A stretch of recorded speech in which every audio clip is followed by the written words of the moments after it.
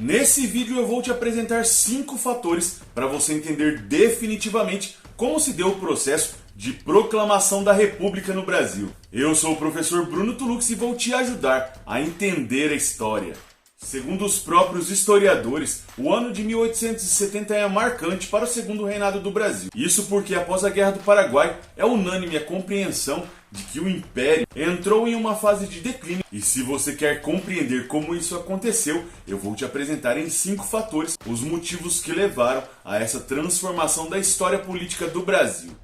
E o primeiro motivo está associado ao desgaste do modelo administrativo imperial. Isso porque ele era considerado ultrapassado, retrógrado e estava ligado ao antigo regime, se fundamentando ainda no poder moderador, um tipo de poder que era de uso exclusivo do imperador e que não permitia que outros atores sociais ou grupos sociais participassem efetivamente da governança do Brasil. Além disso, ainda percebemos que no momento de independência dos nossos vizinhos, as antigas colônias espanholas, todas elas se transformaram em repúblicas. E a independência do Brasil, que inclusive aconteceu mais tarde, só em 1822, era um modelo totalmente dissociado desse processo e não contou com o apoio das classes políticas locais, que no caso da América Espanhola era a elite crioula. E isso fez com que ao longo do tempo o Brasil fosse alvo de muitas críticas com relação à sua organização administrativa.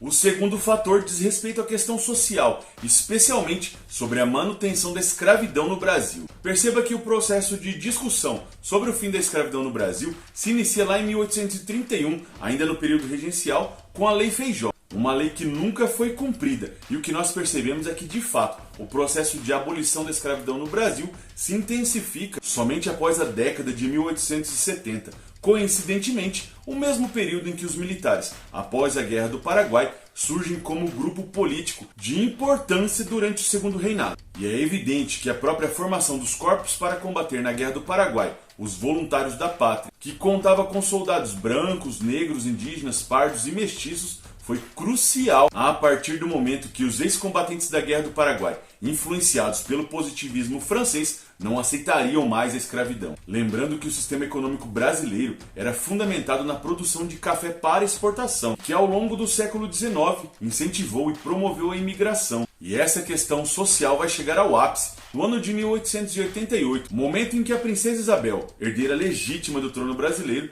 vai assinar a Lei Áurea. E essa é uma das estratégias utilizadas pelo imperador para tentar consolidar e encaminhar um terceiro reinado. Mas que não deu certo, já que cerca de 1 ano e meio após a assinatura da Lei Áurea, foi proclamada a independência do Brasil. E a questão social também se manifesta na perda de apoio político dos cafeicultores ao Império, uma vez que as discussões abolicionistas previam a desarticulação da escravidão no Brasil e que necessariamente não iria indenizar os cafeicultores, que utilizavam da escravidão como a maior parte da força de trabalho para a produção do café. Uma economia muito lucrativa, mas que se apoiava nessa forma de trabalho compulsório e que enxergava na abolição dos escravos uma possível ruína de seus negócios.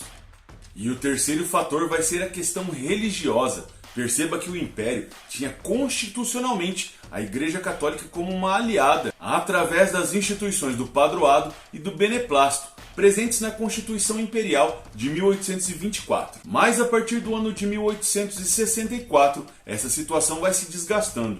Isso porque o Papa Pio IX publica a Bula Syllabus, documento que afirma que os membros da Igreja não poderiam participar de organizações secretas como a maçonaria, e também os maçons ficavam proibidos de participar de missas. E esse foi um duro golpe para o imperador, já que muitos padres da Igreja Católica naquele momento participavam da maçonaria. E entre obedecer o Império Brasileiro ou a Santa Sé Católica, o que acontece é que essa situação vai se desgastando e culmina com a prisão de 2 bispos no Brasil, um de Olinda e outro de Belém. Essa situação era totalmente indesejada e repercutiu na Santa Sé, levando ao rompimento da Igreja com o Império Brasileiro, e o beneplácito chegou ao fim em 1887. Já o padroado foi extinto na Constituição Republicana de 1891. E esse foi um duro golpe para Dom Pedro II, que perdia um pilar importante justamente no momento mais crítico para o Império, onde gradativamente todos os seus apoiadores acabaram de alguma forma rompendo com a estrutura imperial.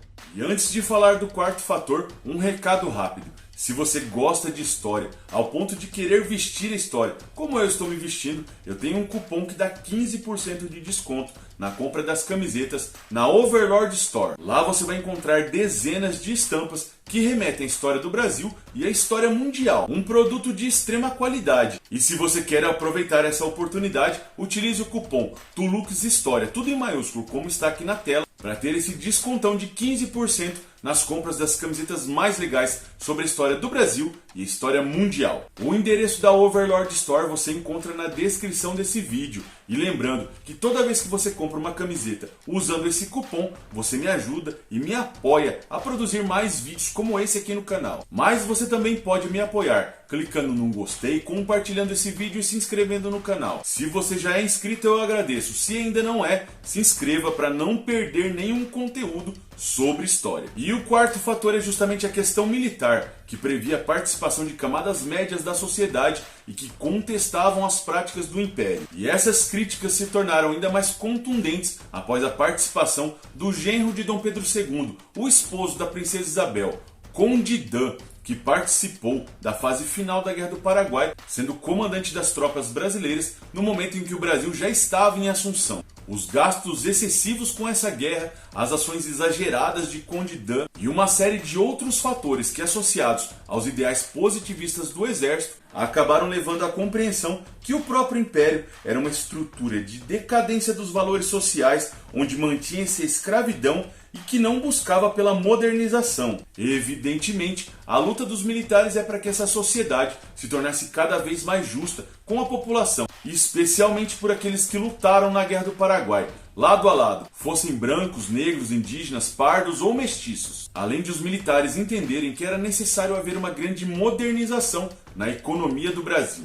E o último fator é justamente a atuação da imprensa, especialmente na década de 1880, quando as críticas ao modelo imperial eram cada vez mais comuns e frequentes em toda a sociedade. Naquele momento, a imprensa brasileira dava muito valor às críticas realizadas, especialmente por membros do Exército. E é importante ressaltar o papel do Tenente-Coronel Sena Madureira, um abolicionista que tecia algumas críticas ao Império. Nesse momento de tensão, Sena Madureira é punido e enviado para o Rio Grande do Sul, estado que era governado pelo Marechal Deodoro da Fonseca. E Marechal Deodoro, apesar de ser amigo de Dom Pedro II, passa a tecer algumas críticas ao Império, pedindo inclusive a demissão do ministro da Guerra, Carlos Figueiredo. Contudo, a situação se agrava de fato no ano de 1889, quando o presidente do Conselho de Ministros, o Visconde de Ouro Preto, que era do Partido Liberal, propõe uma série de medidas reformadoras, tanto na economia quanto para a descentralização política. E naquele momento o Congresso brasileiro era formado pela maioria do Partido Conservador, o que faz com que as medidas propostas pelo Visconde de Ouro Preto não sejam aceitas. Nessa ocasião surge uma proposta do Visconde de Ouro Preto para fechar o Congresso, ao mesmo tempo em que se espalha um boato que o próprio Visconde de Ouro Preto havia pedido a prisão de Marechal Deodoro da Fonseca. Insatisfeito com essa situação, Deodoro, junto com outros 60 militares, se reúne e parte para o Rio de Janeiro, justamente para pedir a demissão do presidente do Conselho de Ministros, o Visconde de Ouro Preto. O fato é que a situação política do Brasil era tão caótica que nesse momento surge até um pedido para pôr fim ao Império Brasileiro, que é prontamente aceito pela Câmara do Rio de Janeiro. Nessa ocasião, Dom Pedro II, já com a saúde abalada, estava em Petrópolis e não há tempo hábil para qualquer reação, aceitando os fatos e que se concretiza com o fim do Segundo Reinado. Em 15 de novembro de 1889, chegava ao fim o Império Brasileiro, começando então o período republicano de nossa história. E o que se percebe nesse processo todo é a ausência total de participação popular, fato que foi ressaltado por uma fala do senador da República Aristides Lobo. Nessa ocasião, o senador disse: o povo assistia tudo de forma bestializada, fazendo uma referência à população que assistia toda essa movimentação, comparando com uma parada militar ou um festejo, sem saber de fato o que estava acontecendo naquele momento na política brasileira. E essa situação é sintomática, porque os primeiros anos da República do Brasil também não contarão em momento nenhum com a participação popular. Se esse vídeo te ajudou a compreender esse momento importantíssimo da nossa história, Compartilhe nos grupos de WhatsApp, de Telegram, com os amigos que estão estudando e se preparando para provas e vestibulares. E se inscreva no canal, deixando o like, um comentário. Lembrando que as dúvidas que surgem nos vídeos, nos comentários, eu sempre respondo, porque o meu objetivo é te ajudar a entender a história.